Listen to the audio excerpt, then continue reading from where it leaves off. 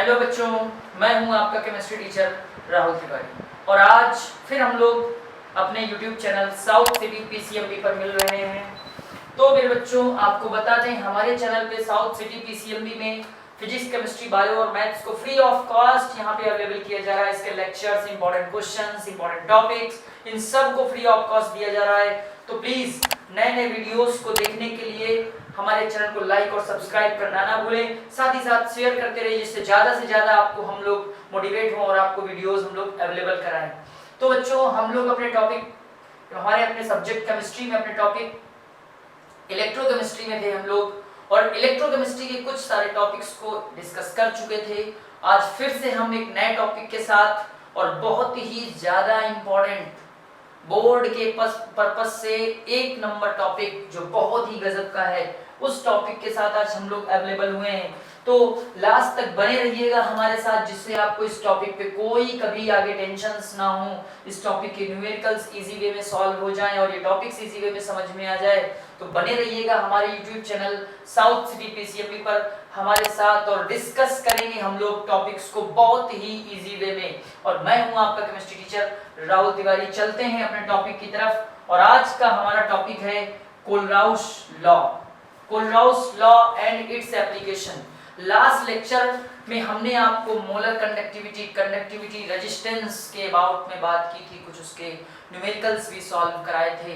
तो ये सारी बातें हमारी लास्ट लेक्चर्स में हुई थी, और अगर आपने लास्ट लेक्चर ना देखा हो तो प्लीज़ पीछे की वीडियो देख लीजिए, जिससे आपको ये टॉपिक अच्छे से क्लियर हो जाए और आपको ये टॉपिक समझ भी आ जाए, क्योंकि 5 मार्क्स का ये टॉपिक आता है सिलेबस में, तो मतलब सॉरी एग्जाम में, इसलिए इस टॉपिक को आपको पीछे के वीडियोस देखने भी जरूरी है।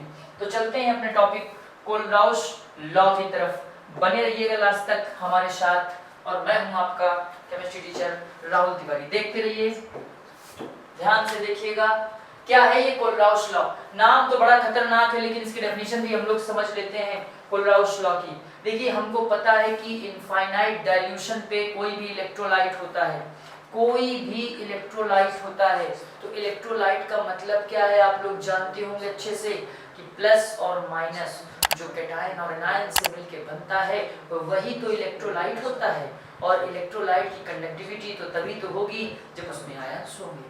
तो उसी के अबाउट में कोलराउश एक साइंटिस्ट था, वो आया और उसने बताया कि जो इनफाइनाइट डाइल्यूशन पे अगर कोई इलेक्ट्रोलाइटिक सॉल्यूशन है तो उसमें जो आयंस की कंडक्टिविटीज होती हैं, जिसको कि हम लोग आयनिक कंडक्टिविटी होती हैं, वो सम होती हैं मोलर कंडक्टिविटी की।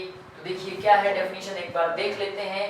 Eight infinite dilution the molar conductivity of an electrolyte is the sum of ionic conductivities of cations and anions.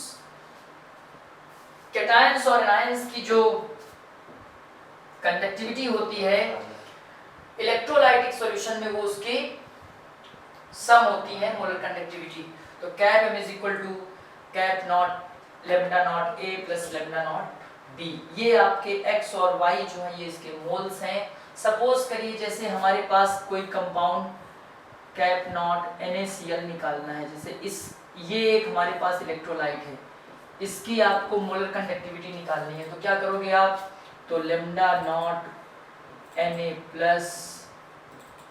Plus lambda not Cl minus, इस टाइप से। अब एक और दो क्वेश्चन ऐसे ही करते हैं, जैसे सपोज करिए आपके पास दूसरा आता है BaSO4 है, इसकी अगर आपको निकालनी है कंडक्टिविटी, तो कैप नॉट MbSO4 कैसे निकालोगे। इसके लिए भी आपको Ba double plus lambda not SO4 double minus. तो इसमें तो कोई प्रॉब्लम होगी नहीं, lambda not SO4 double minus, ये कोई प्रॉब्लम नहीं, प्रॉब्लमेटिक चीज नहीं थी। एक और थोड़ा सा इससे बढ़ के आगे निकलते हैं, जैसे आपको निकालना है कैप नॉट MCaCl2। तो अगर इसका निकालोगे तो कैप नॉट ये lambda not Ca double plus lambda not Cl minus. अब मेरे बच्चों ये 2 लगा हुआ है, स्टोइकियोमेट्रिक जो कोफिशिएंट होता है वो यहाँ लग जाता है, क्योंकि CL2 है। इसी टाइप से अगर आप, जैसा कि इसने बोला है कि AXBY, अगर इस टाइप का कोई कंपाउंड आता है, आपसे कहा जाए कि कैप नॉट M Al2SO4 का होल थ्राइस, इसमें से आपको निकालना है। तो इसमें कैसे निकालोगे? इसके लिए आपको lambda naught Al triple plus lambda naught SO4 double minus. अब देखिए यहाँ पे Al 2 है, इसलिए स्टोइकियोमेट्रिक कोफिशिएंट ये लगेगा, SO4 यहाँ पे 3 है, तो यहाँ पे 3 लग जाएगा। एक बार इसको फिर से करा देते हैं हम, प्लस 3 है ना SO4, तो 3 यहाँ, lambda naught SO4 double minus. ये आपका इस तरह से इलेक्ट्रोलाइट्स की कंडक्टिविटी निकाली जाएगी, ठीक है। अब जैसे हमारे पास K2SO4 है कि lambda naught cap M K2SO4 का निकालना है, तो आपके पास लेमडा नॉट K2 है, तो lambda naught 2K plus lambda naught SO4 double minus. तो इस तरह से ये हमारे पास आ जाएगा, ठीक, ऐसे निकालते हैं। तो ये हमारे पास कोलराउस लॉ है। कई बार क्वेश्चंस में जैसे आपसे कह दे, एक क्वेश्चन इसी टाइप का हम करवाते हैं आपको,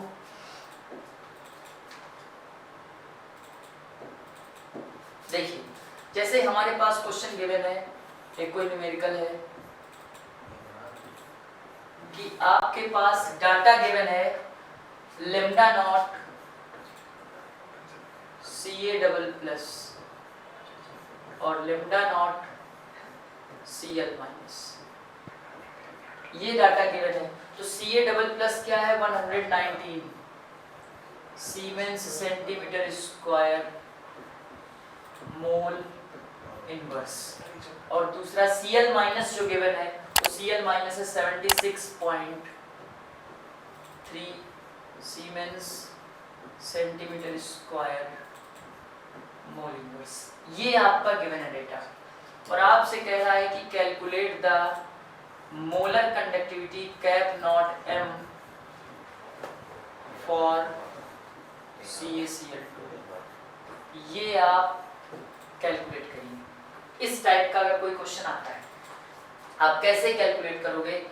तो उसके लिए आपको मैंने बताया ना, cap naught M is equal to cap naught Ca double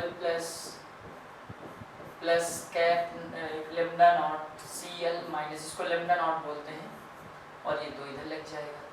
तो बस आप इसको तुरंत ऐसे सॉल्व कर लीजिए। क्या होगा?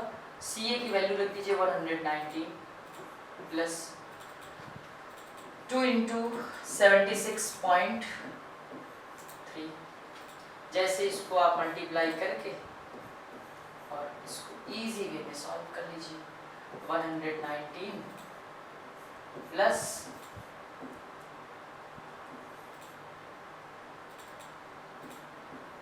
इसको ऐड करके आप लिख दीजिएगा, तो आपकी कैप नॉट M की value siemens centimetre square mole inverse में होगी। इसी तरह से, इसी टाइप से एक और क्वेश्चन अगर हमारे पास हो जाता है कि जैसे आपसे कहता है कि, सेकंड क्वेश्चन है, आपसे कहता है calculate the cap naught M for MgSO4, ये निकालना है मैग्नीशियम सल्फेट के लिए। तो उसके लिए आपको 2 चीजें पता होनी चाहिए, क्योंकि कैप नॉट MgSO4 यानी मोलर कंडक्टिविटी है वो MgSO4 का है lambda naught Mg double plus lambda naught SO4 double minus. ये अब इसके लिए आपको ये 2 वैल्यू चाहिए, तो क्वेश्चन में गिवन जरूर होंगी ऐसे, lambda naught Mg double plus is equal to, और lambda naught SO4 double minus is equal to, ये दोनों वैल्यूज आपको गिवन होगी। तो ये हमेशा 106 siemens centimetre square mole inverse होती है। ठीक ऐसे ही ये 160 इसकी वैल्यू होती है। तो जैसे ही आप इसमें वैल्यू रखोगे कैप नॉट MgSO4 की, तो आपके पास 106 प्लस 166 जैसे रखोगे तो आपके पास जो कैप नॉट MgSO4 है वो आपके पास 266 siemens centimetre square mole inverse. मेरे बच्चों आप क्या देख रहे हो, क्या समझ पा रहे हो कि मैं न्यूमेरिकल आपको कितने इजी तरीके से बता रहा हूँ। ये न्यूमेरिकल जो मैंने आपको सॉल्व कराया है बोर्ड लेवल के न्यूमेरिकल्स हैं और लास्ट ईयर बोर्ड में ये क्वेश्चंस आया था, इसी टाइप का सेम आया था। तो अगर आप लगातार न्यूमेरिकल्स पे फोकस करते हो तो मेरे ख्याल से न्यूमेरिकल्स में कोई प्रॉब्लम नहीं होती, क्योंकि इलेक्ट्रोकेमिस्ट्री के जो न्यूमेरिकल्स होते हैं वो इजी वे में सॉल्व नहीं होते। ठीक है, तो हम लोग बात कर रहे थे कोल्हाउस लॉ की। हमने कहा कोल्हाउस लॉ की डेफिनेशन भी बताई थी आपको हमने कि it is the sum of ionic conductivities of cations and anions present in the electrolytic solution. ये आपके कोल्हाउस लॉ की बात थी। ठीक, at infinite dilution the molar conductivity of an electrolyte is the sum of ionic conductivities of cations and anions present in the solution। Definition याद रखिएगा, definition बहुत important है, यही आती है। अब मेरे बच्चों कुछ इंपॉर्टेंट चीज, एप्लीकेशंस ऑफ कोल्हाउस लॉ। कोल्हाउस लॉ तो अपने आप में इंपॉर्टेंट है ही, लेकिन उसके जो एप्लीकेशन है वो उससे भी ज्यादा इंपॉर्टेंट है, क्योंकि एप्लीकेशन से ही न्यूमेरिकल आता है। पूरा 3 मार्क्स प्लस 2 मार्क्स का न्यूमेरिकल, इट मींस 5 मार्क्स का पूरा टोटल लॉन्ग क्वेश्चन जो आता है वो इसी टॉपिक से है। 99% केस में, 2% केस में नस्ट इक्वेशन आता है। तो नस्ट इक्वेशन या व्हाटएवर, कहने का मतलब ये कि या तो ये मिलेगा या तो वो मिलेगा। 5 मार्क्स में दो में से कोई एक पक्का मिलना है। तो आप इस चीज को आप नोट कर लीजिए, इसीलिए मैं कह रहा हूँ इन पे फोकस करिएगा, प्रैक्टिस करिएगा बहुत ज्यादा। आइए, डिटरमिनेशन ऑफ, इसकी पहली एप्लीकेशन, डिटरमिनेशन ऑफ इक्विवेलेंट और molar conductivity of weak electrolytes at the infinite dilution.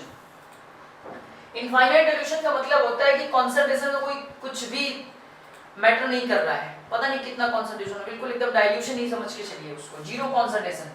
क्योंकि एक इसी में कंटेंट आएगा लिमिटिंग मोलर कंडक्टिविटी, जिसको कि हम लोग कैप नॉट m से रिप्रेजेंट करते हैं। लिमिटिंग मोलर कंडक्टिविटी जो होती है उसको हम लोग कैप नॉट m से रिप्रेजेंट करते हैं।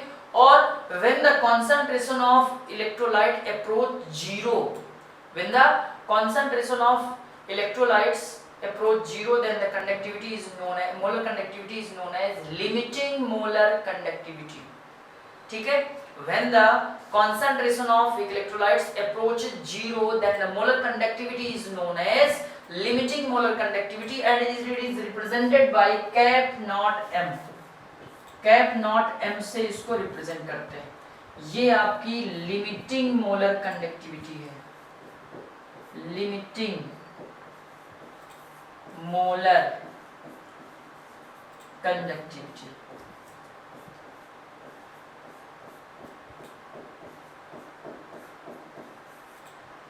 लिमिटिंग मोलर कंडक्टिविटी है कैप नॉट m। ठीक, तो डिटरमिनेशन ऑफ इक्विवेलेंट और molar conductivities of weak electrolytes, CH3COOH acetic acid होता है, इसकी मोलर कंडक्टिविटी निकालनी होती है। तो इसमें से क्या होगा, जब आप इसकी मोलर कंडक्टिविटी निकालने कहेंगे तो आपके पास क्वेश्चन में सोडियम एसीटेट की मोलर कंडक्टिविटी गिवन होगी, HCl की गिवन होगी और NaCl की गिवन होगी। इन तीनों को आप दोनों को ऐड करके इसकी माइनस कर दीजिए तो एसिटिक एसिड की आ जाएगी। इसी टाइप से अगर बेस की बात करेंगे तो इनफाइनाइट डिल्यूशन पे अगर बेस की बात करेंगे NH4OH की, तो इसमें NH4OH अमोनियम हाइड्रोक्साइड है, तो उसके लिए आपको NH4Cl की दी होगी, NaOH की और NaCl, इन तीनों की वैल्यूज गिवन होंगी। फिर आपसे कहेगा कि इनकी लिमिटिंग मोलर कंडक्टिविटी आप निकालिए, तो ऐसे ही वैल्यू उठा के पुट कर देनी है और आपको ये मिल जाएगा। चलते हैं अगले topic, next application. Second application है determination of degree of dissociation, degree of dissociation of an electrolyte at a given temperature dilution. तो डिग्री ऑफ डिसोसिएशन होता है अल्फा, अल्फा ये alpha is equal to molar conductance at concentration C and molar conductance at infinite dilution. Cap m upon cap naught m, आप इसको ये भी लिख सकते हो, cap m upon cap naught m, ये लिख सकते हो। ये आपकी अल्फा इज इक्वल टू होती है, ठीक। तो ऊपर वाला जो कैप m है मोलर कंडक्टिविटी है, ये गिवन कॉन्सेंट्रेशन पर है और ये इनफाइनाइट डाइल्यूशन पे है, कैप नॉट m। तो इस चीज को भी ध्यान रखिएगा, बहुत इंपॉर्टेंट फॉर्मूला, ये भी यूज होगा। तो the dissociation constant of the weak electrolyte at concentration C of the solution can be calculated by using the formula dissociation constant. अगर आप डिग्री ऑफ डिसोसिएशन अल्फा निकाल रहे हो, फिर आपसे बोलता है कि डिसोसिएशन कांस्टेंट आप निकालिए, तो dissociation constant is equal to, ये फॉर्मूला बताया गया कि K is equal to C alpha square upon 1 minus alpha, ठीक। अल्फा तो आप अच्छे से जानते हो कि अल्फा डिग्री ऑफ डिसोसिएशन है, और C जो है ये क्या है, मोलर कॉन्सेंट्रेशन है, मोलर कॉन्सेंट्रेशन, जिसको कि आप मोलैरिटी भी बोलते हो, मोलर कॉन्सेंट्रेशन या मोलैरिटी भी आप उसी को बोलते हो, ठीक। मोलैरिटी के टर्म्स में गिवन होगा, और इसको कैपिटल M से भी रिप्रेजेंट आप करोगे, ठीक, कैपिटल M से भी रिप्रेजेंट करोगे। तो Kc is equal to C alpha square upon 1 minus alpha, where alpha is degree of dissociation of the electrolyte। आगे कह रहा है कि solubility की बात करें तो solubility भी इसी तरह से निकाली जाती है। कह रहा था salt like BSO4, PbSO4, AgCl, AgI और which do not dissolve to a large extent in water are called sparingly soluble salt। sparingly soluble salt होते हैं वो जो कम डिसॉल्व होते हैं, वो लार्ज एक्सटेंट में डिसॉल्व नहीं होते, ऐसे सॉल्ट की सॉल्युबिलिटी को भी हम निकाल सकते हैं इसकी हेल्प से। तो ये हमारा एक और एप्लीकेशन होता है, थर्ड एप्लीकेशन। तो सॉल्युबिलिटी जो स्पेरिंगली सॉल्युबल सॉल्ट होते हैं उसकी सॉल्युबिलिटी के लिए हमारे पास फॉर्मूला होता है cap naught m is equal to kappa, kappa means conductivity into 1000 upon solubility. ये सॉल्युबिलिटी है मोल पर लीटर में आपके पास, ठीक। इस फॉर्मूले से सॉल्युबिलिटी निकालते हैं, लेकिन हमारा न्यूमेरिकल जो बोर्ड में है वो सॉल्युबिलिटी तक नहीं पहुंचता है। हमें सिर्फ दो चीजें निकालनी होती हैं, या तो डिग्री ऑफ डिसोसिएशन अल्फा और दूसरी हमारे पास डिसोसिएशन कांस्टेंट K।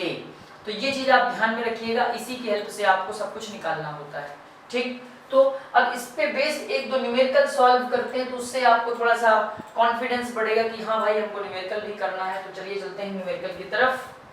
हमारा फर्स्ट न्यूमेरिकल है the conductivity of 0.00108 mole per litre inverse acetic acid is 4.95 into 10 to the power minus 5 Siemens centimeter inverse। Calculate its dissociation constant.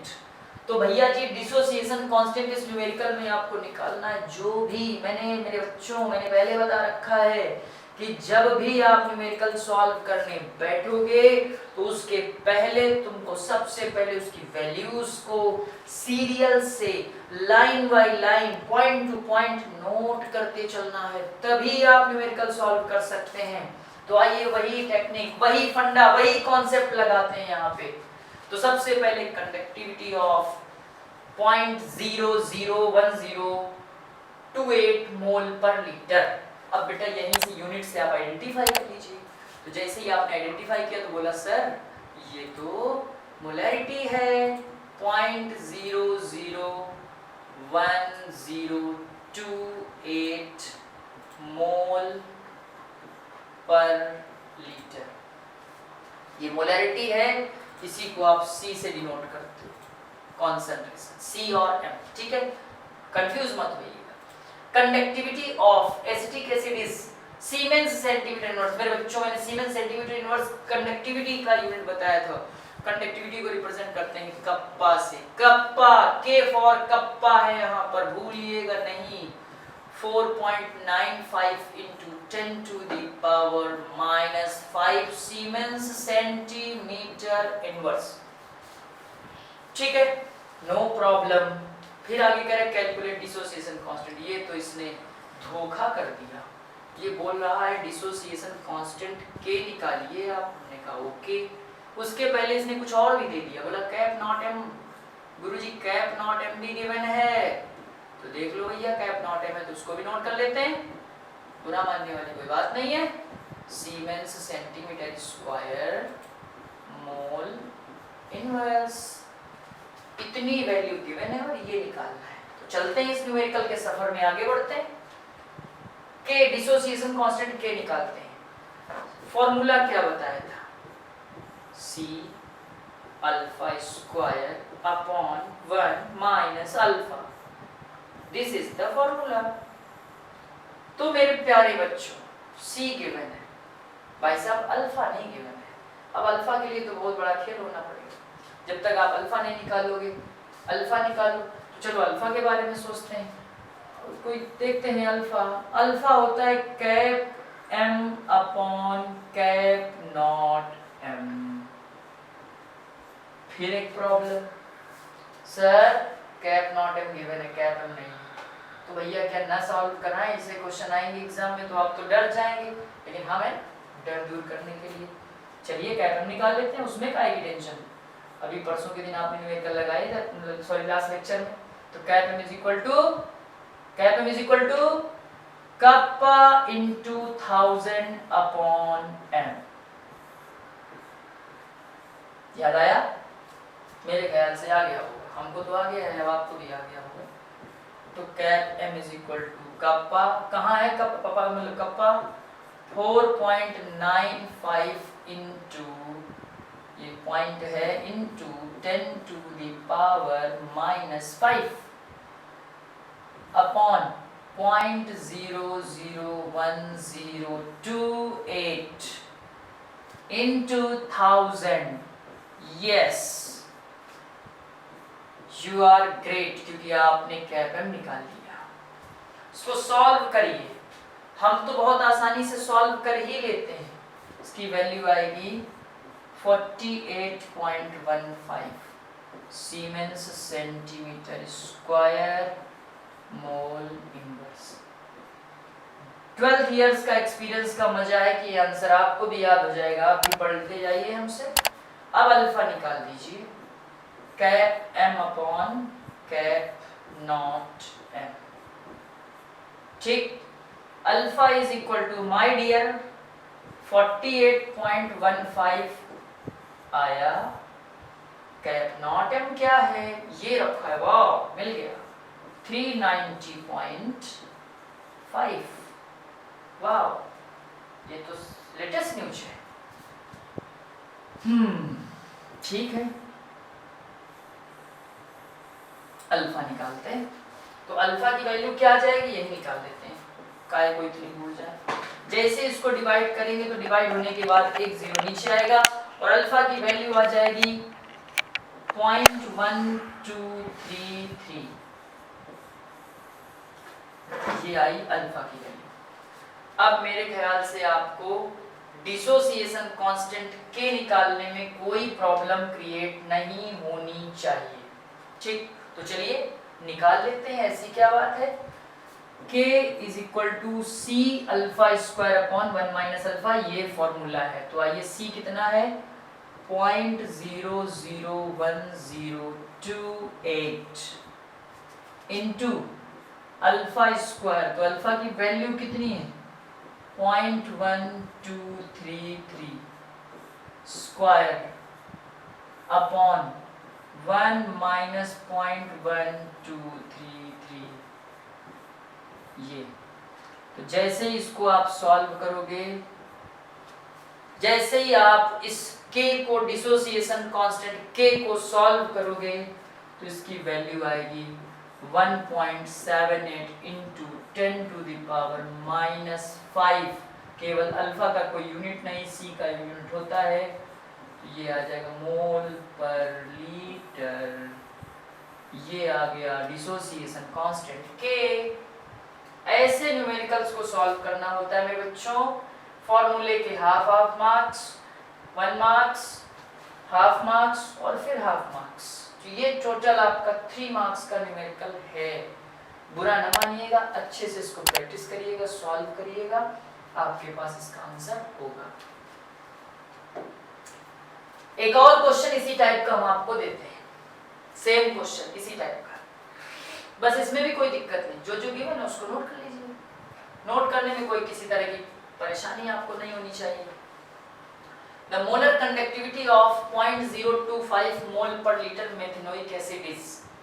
मेरे बच्चों जैसे ही आपने ये पढ़ा, क्वेश्चन रीड करिए। सबसे पहला न्यूमेरिकल लगाने का तरीका यही है कि आप न्यूमेरिकल को रीड करिए और रीड करने के बाद जो जो वैल्यू गिवन है उसको सीरियल से एक साइड में नोट करते चलिए। तो जैसे ही आप नोट करोगे तो सबसे पहले आपको क्या मिलेगा, m 0.025 mole per litre methanoic acid is.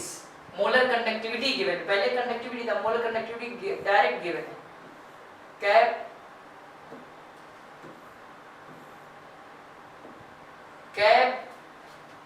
m क्या है 46.1 siemens centimetre square mole inverse. Calculate its degree of dissociation and dissociation constant. Degree of dissociation बोले तो अल्फा चाहिए और डिसोसिएशन कांस्टेंट के चाहिए। ठीक, तो अब आपको फिर से वही केस, अल्फा के लिए होता है cap m upon cap naught m। ये अब अल्फा जैसे ही आ जाएगा तो अल्फा के लिए क्या होगा, cap m 46.1 upon cap naught m कैसे निकालोगे, तो ये cap naught m is equal to given है lambda naught h plus methanoic acid है ना, plus lambda naught HCOO minus. तो cap naught m is equal to, दोनों वैल्यू आप रख दीजिए, 349.6 प्लस 54.6। तो cap naught m is equal to, add कर दीजिए,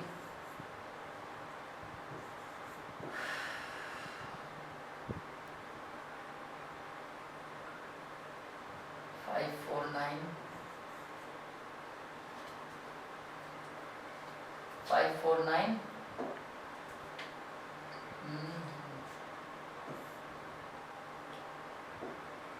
6621 4 1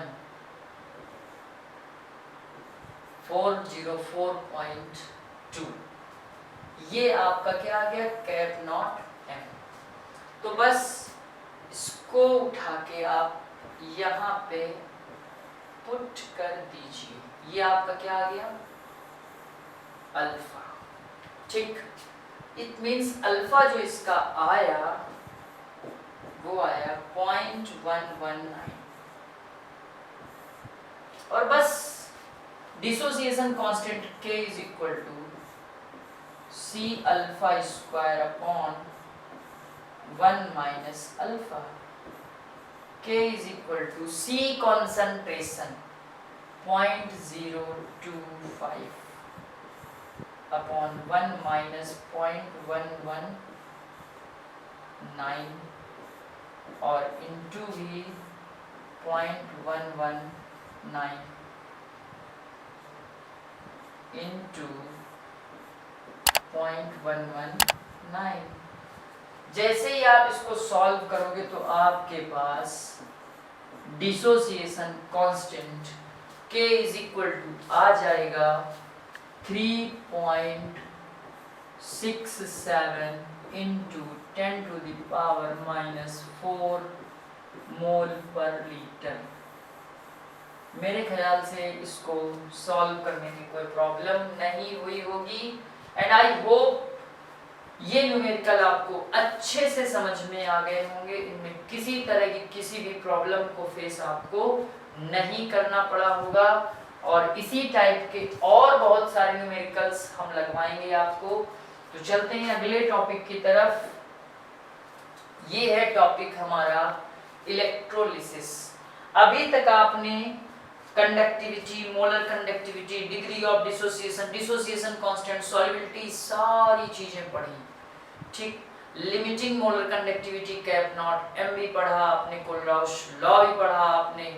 सारे लॉस पढ़ने के बाद अब हम लोग आते हैं इलेक्ट्रोलिसिस पे। तो ये इलेक्ट्रोलिसिस है क्या एक्चुअल में? तो इलेक्ट्रोलिसिस क्या है? It is the process of decomposition of an electrolyte. देखिए, इलेक्ट्रो मीन्स इलेक्ट्रिसिटी और लाइसिस मीन्स होता है ब्रेक होना। तो अगर कोई कंपाउंड ब्रेक हो रहा है, टूट रहा है, ठीक, वो भी इलेक्ट्रिसिटी की प्रेजेंस में, तो ऐसे फेनोमेनन को हम लोग कहेंगे इलेक्ट्रोलिसिस। ये हमारा इलेक्ट्रोलिसिस होता है। यहाँ भी कुछ ऐसा ही मैटर है। It is the process of decomposition of an electrolyte when electric current is passed through either its aqueous solution or molten state। molten state या aqueous solution में जब कोई इलेक्ट्रोलाइट ब्रेक हो जाता है, ठीक, इलेक्ट्रिसिटी की प्रेजेंस में, तो हम लोग ऐसे फेनोमेनन को इलेक्ट्रोलिसिस बोलते हैं। और हमने आपको स्टार्टिंग में बताया था दो टाइप के सेल होते हैं हमारे पास। एक होता है इलेक्ट्रोलाइटिक सेल और एक होता है हमारे पास इलेक्ट्रोकेमिकल सेल। तो यहाँ पे जो इलेक्ट्रोलिसिस वाला मैटर है, यहाँ पे जो बात होगी, तो यहाँ पे हमारी बात इलेक्ट्रोलाइटिक सेल की हो रही है और इलेक्ट्रोलाइटिक सेल में ही आएगा इलेक्ट्रोलिसिस। तो मेरे बच्चों, इसके कुछ पॉइंट्स हैं। In electrolytic cell both oxidation and reduction takes place in the same cell. सिर्फ एक ही होगा सेल जिसमें दोनों ऑक्सीडेशन भी होंगे और रिडक्शन भी होंगे।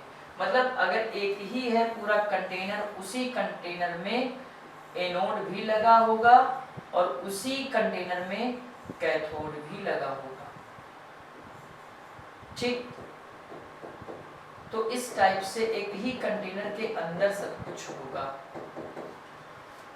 तो उसको हम लोग तब इलेक्ट्रोलिसिस में आता है। Anode is positively charged and cathode is negatively charged in the electrolytic cell. मेरे बच्चों, आप यहाँ देखिए, लास्ट जो पहले लेक्चर में मैंने कहा था कि जो इलेक्ट्रोकेमिकल सेल था उसमें एनोड नेगेटिव होता था। याद करिए, लोन कुछ टाइप का फंडा बताया था ना, left oxidation anode negative, right reduction cathode positive. ये सिर्फ बात इलेक्ट्रोकेमिकल सेल की थी और यहाँ जो बात कर रहा हूँ मैं मेरे बच्चों, ये इलेक्ट्रोलाइटिक सेल की है। तो इलेक्ट्रोलाइटिक सेल में एनोड कैसा है? पॉजिटिव है और कैथोड कैसा है? नेगेटिव है, ठीक। आगे कह रहा है during electrolysis of molten electrolyte cations are liberated at the cathode while anions are liberated at the anode. Cations कहाँ लिबरेट होते हैं?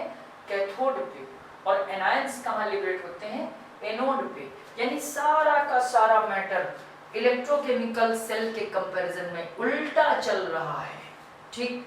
याद रखिएगा इलेक्ट्रोलाइटिक सेल को। आगे कह रहा है व्हेन टू और more ions compete at electrodes the ion with higher reduction potential gets liberated at the cathode while the ions with lower reduction potential at the anode, ठीक है, at the anode। तो इस type से ये आपके electrolytic cell की बात है और इलेक्ट्रोलिसिस की बात है, क्योंकि इसमें क्या है, ये इलेक्ट्रोलाइटिक सेल है,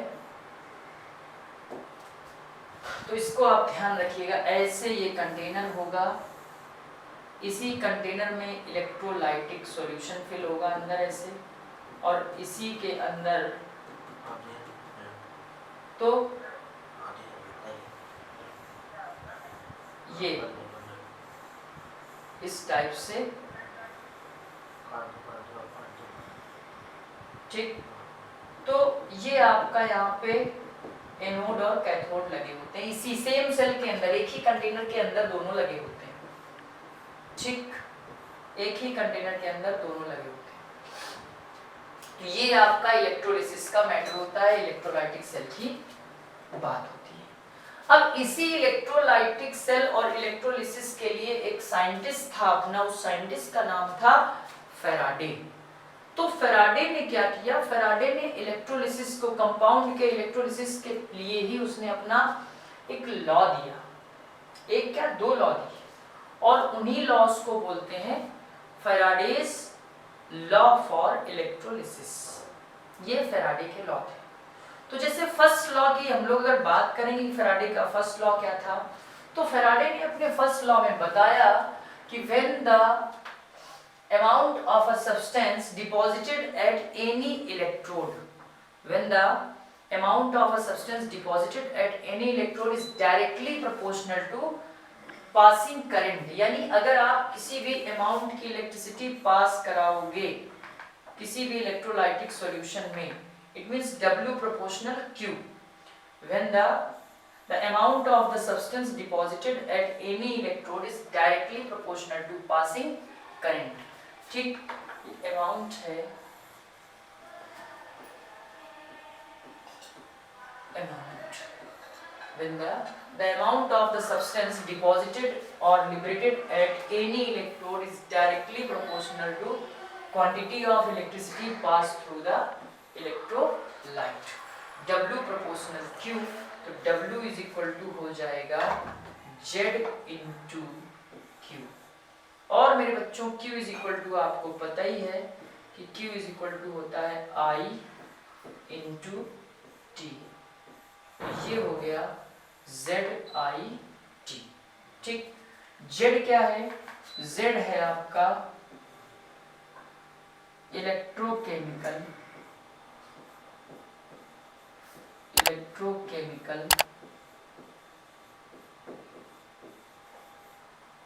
इक्विवेलेंट,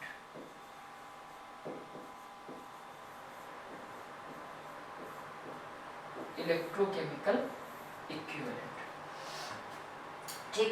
और Z is equal to formula होता है E अपॉन 96,500, ठीक। Z is equal to E upon 96,500 and E is equal to होता है molecular mass upon N। E जो है वो इक्विवेलेंट वेट, इक्विवेलेंट